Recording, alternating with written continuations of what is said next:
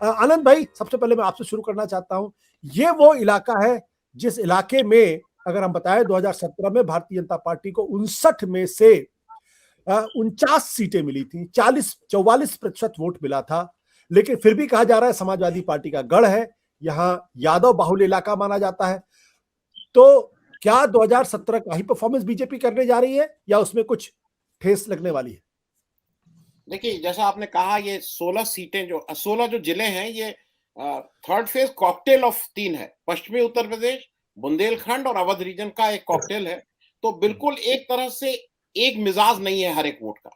लेकिन ये भी फैक्ट है कि इसमें से 16 जिलों में से 9 जिलों को यादव बाहुल्य माना जाता है, और माना जाता है कि यादव एक इंपॉर्टेंट फैक्टर है वहां। मेरे हिसाब से ये जो थर्ड फेज है, ये अकेला एक ऐसा फेज है जहां पे अखिलेश यादव इन टोटैलिटी, जब मैं टोटैलिटी बोल रहा हूं तो मुलायम सिंह यादव, शिवपाल यादव, वो पूरा, क्योंकि इस बार उन्होंने जानबूझ के अपने परिवार को अपने से दूर रखा। अभी तक आप किसी प्लेटफॉर्म पे यादववाद जो होता है वो नहीं दिख रहा है। ये अखिलेश यादव का अकेला एक ऐसा फेज है जहां पे वो he is on his own. क्योंकि अब इससे आगे जब बढ़ेंगे तो ओम प्रकाश राजभर, कृष्णा पटेल, ये सब लोग उनकी मदद में आने लगेंगे, मुस्लिम आने लगेंगे। लेकिन इस जगह केवल अखिलेश यादव को अपने हुनर से, अपने करिश्मे से, जो भी है। और मेरे हिसाब से जब उनको ये चैलेंज दिया गया, दो चैलेंज मुझे ठीक लगते हैं अखिलेश यादव के इस पूरे उसमें। ये पहले शुरू हुआ कि योगी जी इलेक्शन लड़ेंगे, नहीं लड़ेंगे, लड़ेंगे, फिर हुआ नहीं, नहीं लड़ेंगे। और फिर लोगों ने कहना शुरू किया कि अखिलेश यादव में हिम्मत है तो लड़े, हिम्मत है तो लड़े। तो उन्होंने हिम्मत दिखा दी और स्ट्रेटेजिकली अपने को करहल में इसलिए किया कि उससे ये जो इलाका है जहां पे बेसिकली जो इनका गढ़ था एक समय, और जहां पे he is on his own, उस पूरे पे प्रभाव पड़ जाए। तो वो प्रभाव पड़ा है।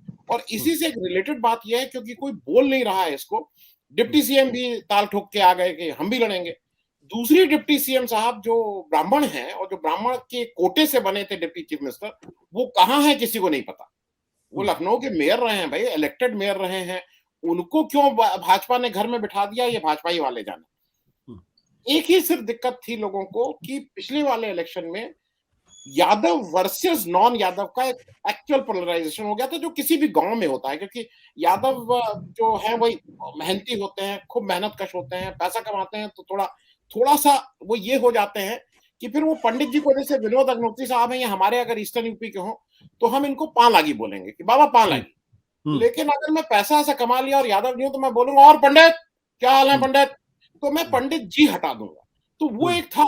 लेकिन शायद पिछले 5 साल में अखिलेश यादव भी मैच्योर हुए हैं, उनकी यादव जात भी एज सच मैच्योर हुई है, जिसको ये लगा है कि ये जो आप ये काम करते हैं, इससे नहीं होगा। आपको सारे समाज को अपने साथ ले चलना होगा अगर आपको रूल करना है। और इसलिए इस बार जितना मैंने मैच्योरिटी दो समाज में देखी, एक मुस्लिम और एक यादव। मैं ईस्टर्न यूपी में घूम रहा हूँ, यादव कहीं पे भी वोकल नहीं है। यादव कहीं पे भी इस तरह का नहीं दिखा रहा है कि वो जैसे अब आ ही गया। पहले होता था कि अब तो मेरी सरकार बन रही है, क्या बात है। तो वो वाला चीज है। और मुझे ऐसा लगता है कि ये वाला टेस्टिंग टाइम है फॉर अखिलेश यादव, और वो अच्छा कर रहे हैं इसमें भी कहीं कोई दो राय नहीं। आनंद भाई, आपने एक बड़ी अच्छी बात की। आपने कहा कि जो पहला चरण था तो उसमें जाट वोटर उनके साथ थे, जयंत चौधरी उनके साथ थे, दूसरे में भी जाट वोटरों का एक हिस्सा उनके साथ था, लेकिन साथ साथ बड़ी संख्या में मुस्लिम वोटर उनके साथ थे। ये वो इलाका है जहां तकरीबन तकरीबन हम कह सकते हैं कि मुस्लिम इलाका नहीं माना जाना चाहिए। तकरीबन 11% मुसलमान इस इलाके में है। जो यादव है वो तकरीबन 15 से 20% है। तो एक तरीके से कह लें तो ये बहुत विनिंग कॉम्बिनेशन उस लिहाज से नहीं है। और सिर्फ अगर यादव बेल्ट के बारे में बात करें तो ही, लेकिन जैसे बुंदेलखंड का इलाका, वहां भारतीय जनता पार्टी ने पूरी तरीके से स्वीप किया था। इस इलाके में 20% जो है वो दलित वोटर भी हैं, तो बसपा भी यहां पे सेंधमारी कर सकती है। तो ऐसे में आपके आपके इस भरोसे का कारण क्या है कि आप कह रहे हैं अखिलेश यादव अच्छा परफॉर्मेंस करेंगे? नहीं, बुंदेलखंड में मेन एक चक्कर ये कि बुंदेलखंड के लोगों को लगता है वो ठगे गए हैं बार बार। क्योंकि जब प्रधानमंत्री भी जाके वहां ये कहते हैं कि मैं आपको ये पैकेज दे रहा हूं, मैं आपको ये पैकेज दे रहा हूं। वहां पे एक राहुल गांधी ने बुंदेलखंड में एक पैकेज दिया था, जिसकी लोग आज भी बात करते हैं। वो एक राहुल गांधी जब कभी आए थे 2004 2009 वाले में। लेकिन उसके बाद प्रधानमंत्री बार बार गए। बुंदेलखंड जस का तस है, बुंदेलखंड में कुछ नहीं हुआ है।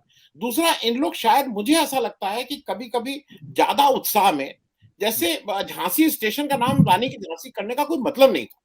वो कभी कभी अति उत्साह में जो नाम हम चेंज कर देते हैं, तो ये वहां की लोकल पॉपुलेशन से इनका कनेक्ट ही नहीं। इस बार बुंदेलखंड में लोग नाराज हैं क्योंकि वहां की दिक्कतें हैं, इसमें कहीं कोई दो राय नहीं है।